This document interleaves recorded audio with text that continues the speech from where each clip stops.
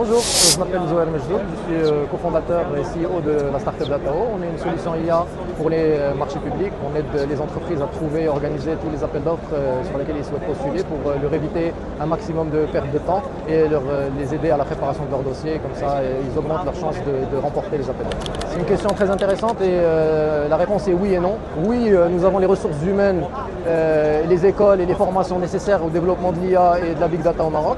Mais malheureusement, je pense qu'on manque encore de ressources côté data center et hardware qui vont nous permettre d'avoir une IA surtout locale et permettre aux entreprises marocaines de ne pas avoir à dépendre, on va dire, des providers qui sont étrangers pour cette partie, que ce soit au niveau data center ou même LLM déjà préalable.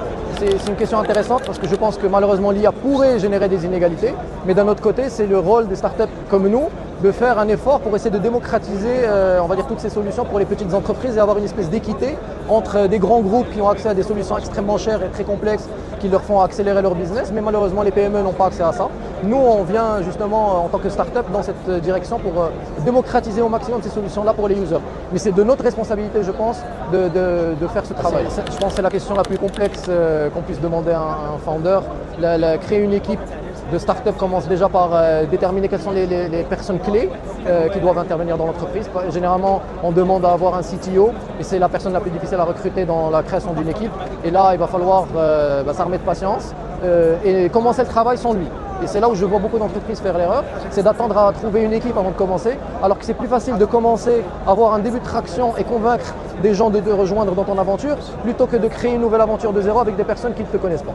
Donc il faut avancer, pitcher des collaborateurs de la même manière qu'on pitch des VC et des clients. Alors nous, on travaille avec énormément de modèles justement parce que notre pipeline de data il est compliqué. Donc on a en grosse partie de Gemini, on a de la chance d'être accompagné par Google sur une partie. On travaille également avec des modèles d'OpenAI évidemment et c'est d'Anthropic pour certaines parties. Et on a aussi testé et intégré Mistral dans une petite partie de notre pipeline de données. Donc on essaie de ne pas être dépendant d'un seul provider, mais d'essayer de les tester tous. Et si tu me reposes la question dans un mois, je te donnerai une autre réponse. Comme la réponse était différente il y a 2 mois, les LLM changent tellement vite qu'en fait, on est obligé de suivre et tester, retester et changer.